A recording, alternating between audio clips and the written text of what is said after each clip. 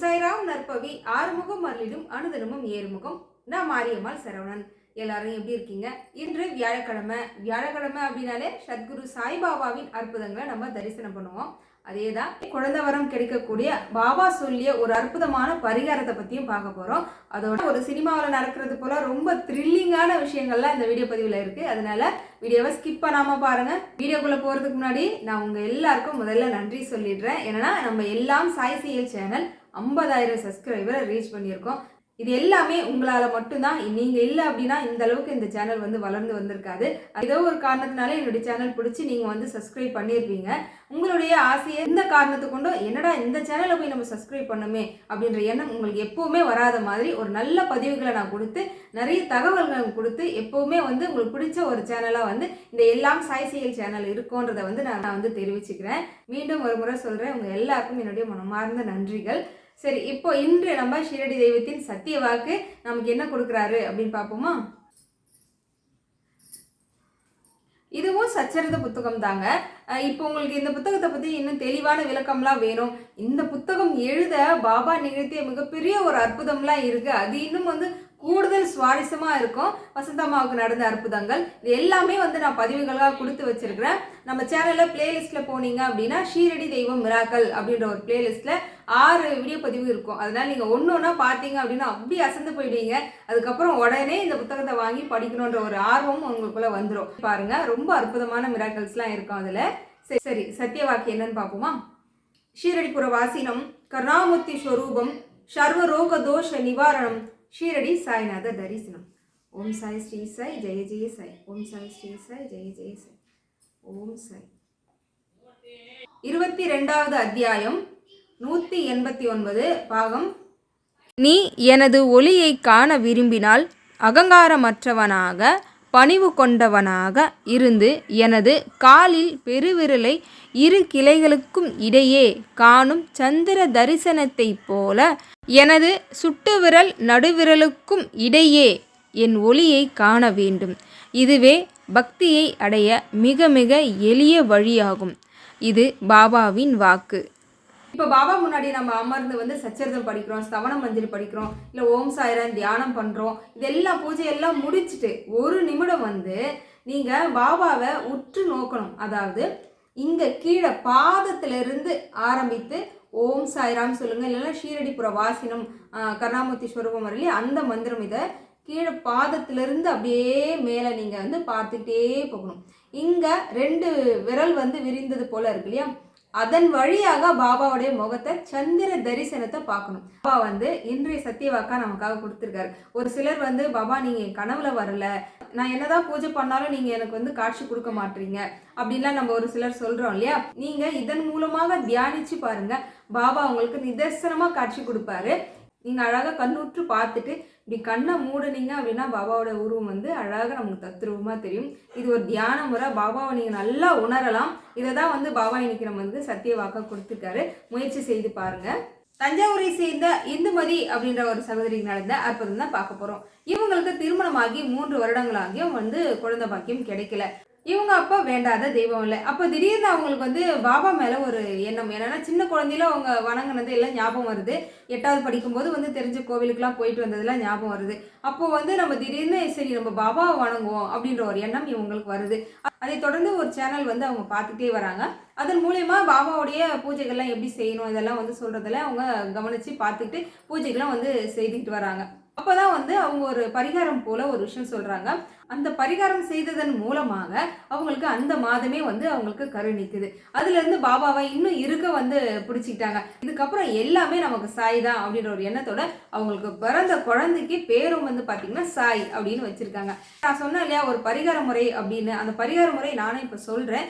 யாராவது ஒருத்தர் கண்டிப்பா அது பயனுள்ளதா இருக்குன்ற நம்பிக்கையோட நான் பாபாவோட ஆசீர்வாதத்தோட நான் சொல்றேன். உங்க வீட்டுக்கு பக்கத்துல இருக்கக்கூடிய ஏதாவது ஒரு பாபா கோவிலுக்கு 3 வாரங்கள் தொடர்ந்து போகணும்.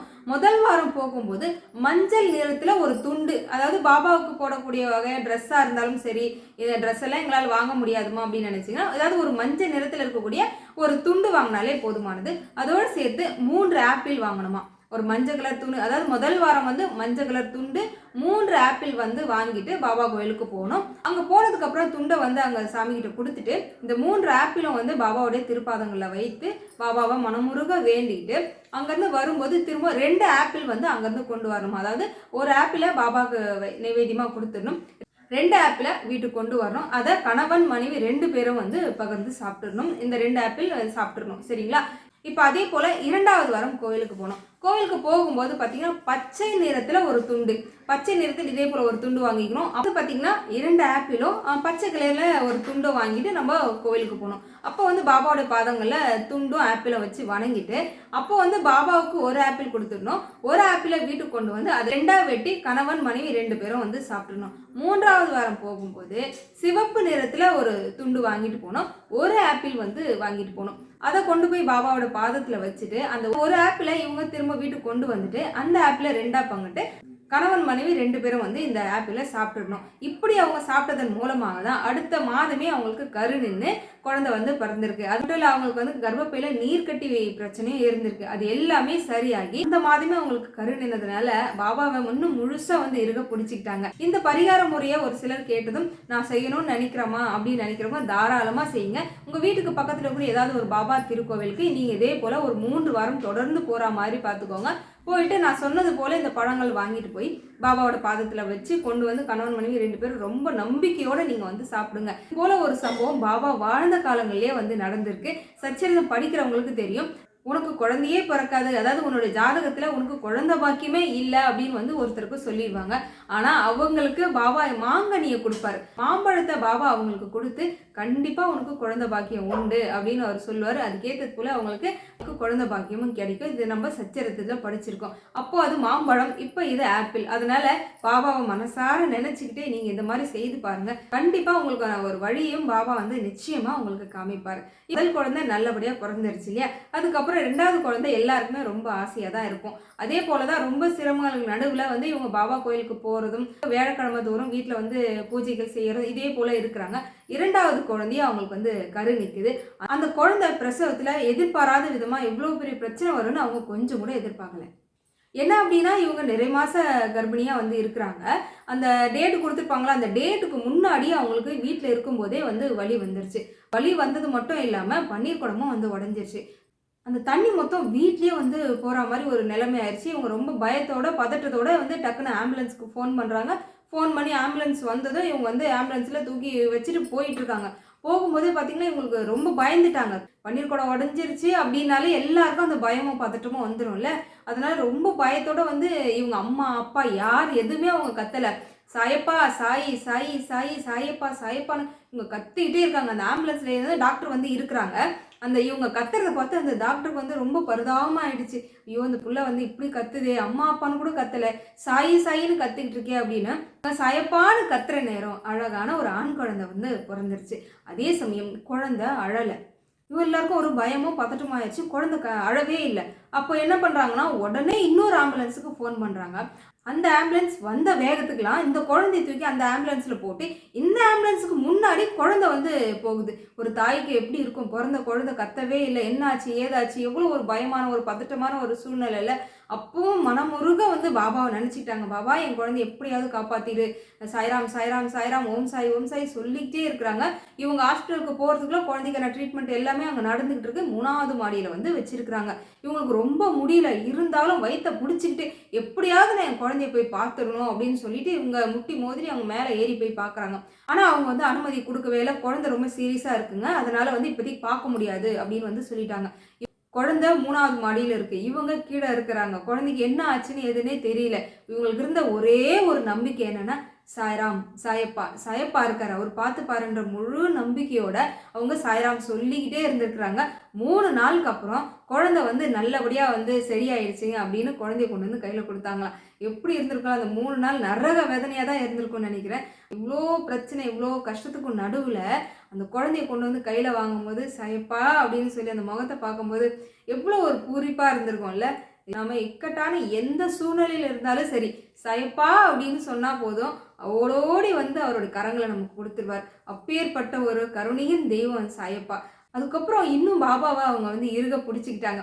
வியாழக்கிழமை அப்படின்னாலும் வீட்லேயும் நல்ல பூஜைகள் செய்வாங்க. வெளியே எங்கே எந்த கோவிலுக்கு போனாலும் வந்து ஏதாவது ஒரு பாபாவோட ஃபோட்டோவோ சிலையோ ஏதாவது ஒன்று வீட்டுக்கு வாங்கிட்டு வந்து வச்சுருவாங்களாம். எங்கே பார்த்தாலும் எங்கள் வீடு போல் அவங்க சொல்கிறாங்க, எங்கே பார்த்தாலும் பாபாவுடைய ஃபோட்டோஸ் வந்து நிறைஞ்சு இருக்கும். நான் எந்த பக்கம் திரும்பினாலும் என் பாபா அங்கே இருக்கணும் அப்படின்றது அவங்களோட ஆசையா. அப்படிதான் வந்து ஒரு முறை ஒரு கோயிலுக்கு போயிருக்காங்க. ஆனால் இவங்களுக்கு இந்த குழந்தை பிறந்த பிரச்சனையில் 2 காலுமே வந்து ரொம்ப செயலிழந்து போகிற மாதிரி ரொம்ப பெயின் வந்து இருந்துகிட்டே இருக்குமா. அப்படிதான் அவங்க வந்து ஒரு கோயிலுக்கு போயிருக்காங்க. ரொம்ப கால் வலி, நடக்கவே முடியல. இவங்க சாய்ராம் சாய்ராம் சொல்லிட்டு கோவில் வரைக்கும் போயிட்டாங்க. அந்த கோவில் வாசல் படியில் அந்த காலை எடுத்து வச்சதும் அப்படியே ஜிவ்வுன்னு எடுத்துச்சான் பாருங்க. உள்ளங்கால்லேருந்து உச்சந்தலை வரைக்கும் அப்படியே ஒரு உணர்வு. அதை வந்து அவங்க ஃபோனில் சொல்லும் போது எனக்கு அப்படி ஒரு பூரிப்பாக இருந்தது. அந்த ஒரு உணர்வுக்கு அப்புறம் அவங்களுக்கு கால் வலியெல்லாம் எங்கே போச்சுன்னே தெரியல.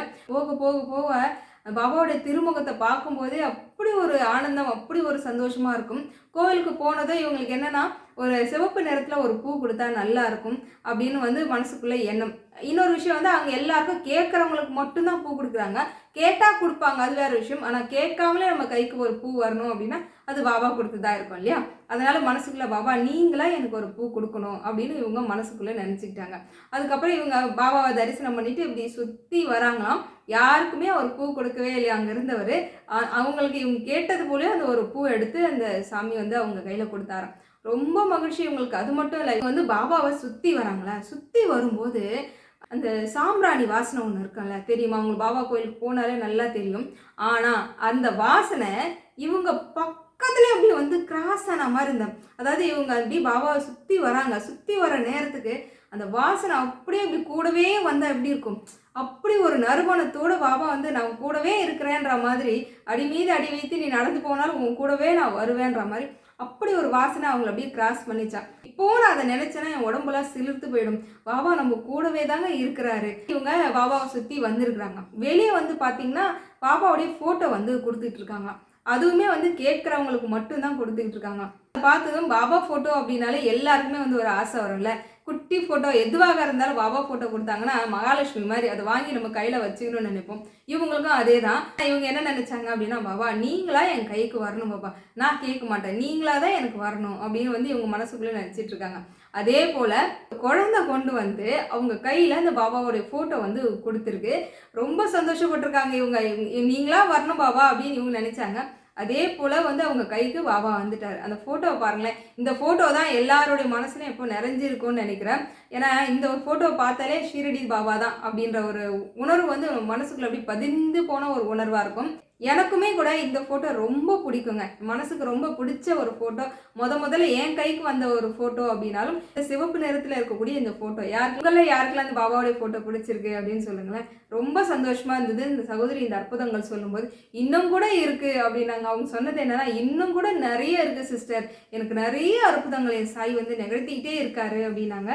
இந்த மாதிரி சிஸ்டருக்கு நடந்த அற்புதம் எல்லாம் நம்ம கேட்டோம். உங்களுடைய வாழ்க்கையிலும் பாபா நிகழ்த்திய அற்புதம் இருந்தால் சொல்லுங்கள். தாராளமாக வந்து நம்ம சேனலில் ஒளிபரப்பு பண்ணலாம். இந்த வீடியோ பதிவு எப்படி இருந்ததுன்னு சொல்லி கமெண்ட் பண்ணுங்கள். அடுத்து ஒரு சூப்பரான வீடியோ பதிவில் வந்து நான் உங்களை சந்திக்கிறேன். தேங்க்ஸ் ஃபார் வாட்சிங். ஓம் சாய், ஸ்ரீ சாய், ஜெய் ஜெய் சாய். ஆறுமுகம் அருளிடும் அனுதினமும் நேருமுகம் சத்தியமாவது சரவண பவை.